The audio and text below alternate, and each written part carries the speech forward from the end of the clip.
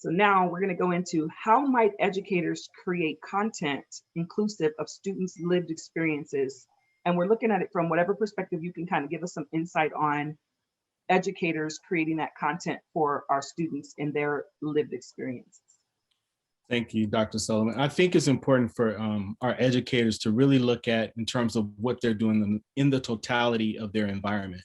And so in terms of it, we want to, number one, affirm students in their cultural connections in terms of really knowing who our students are, where they come from, and how can we bring that into the classroom in order for them to make those personal connections. So we have to be personally inviting to our students.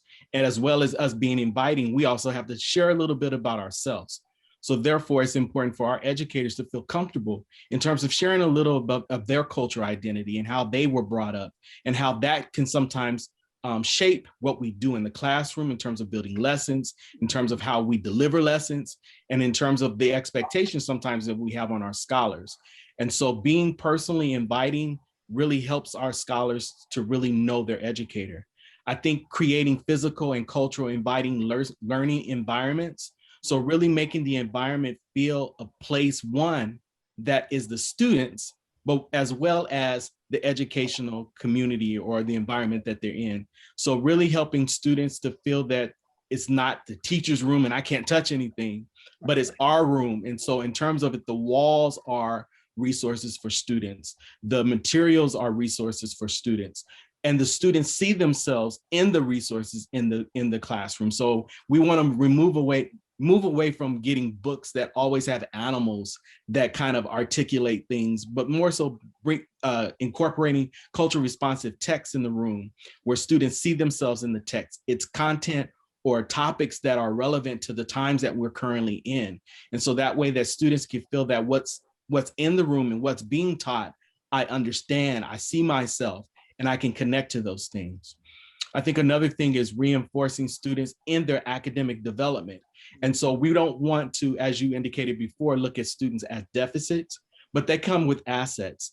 And in terms of scholars, we want them to be able to see that I need to reach this particular plateau, or I need to get to this particular point.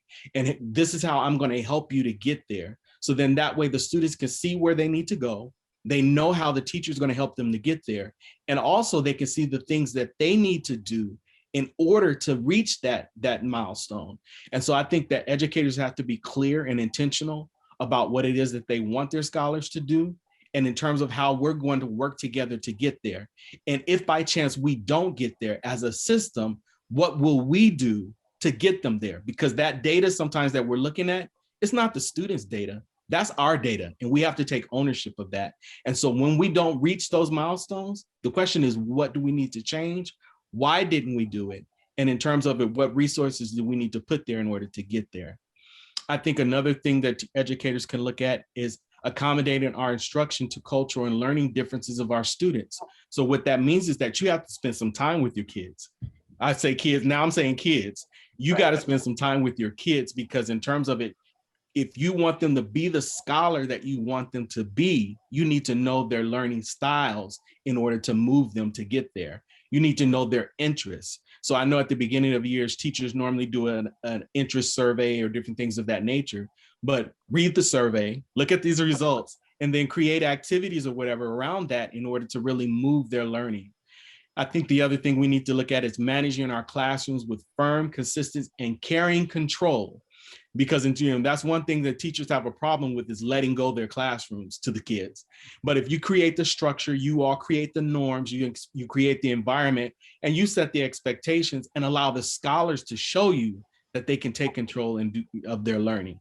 And then the last thing I'll say is creating opportunities that honor the individual and the collectivity of our students. So make culminating activities, celebrate those things once they're done. Spotlight it in the office, spotlight it in the assembly room.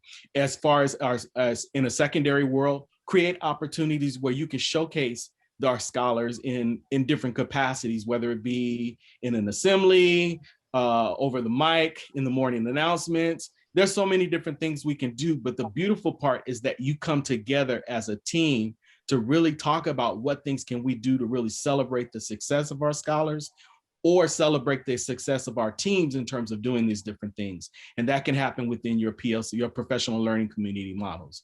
But again, I think that those 7 things that I've identified are things that can really help our educators in terms of creating that inclusiveness for our students' lived experience in the classroom.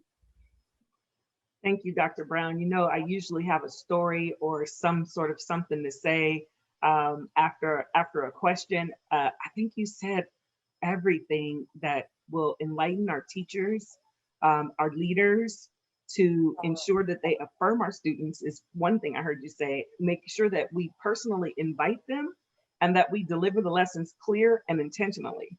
And then I think what really resonates with me with what you said was, what will we do if we don't meet those goals? Because these are our goals that we need to ensure that we meet.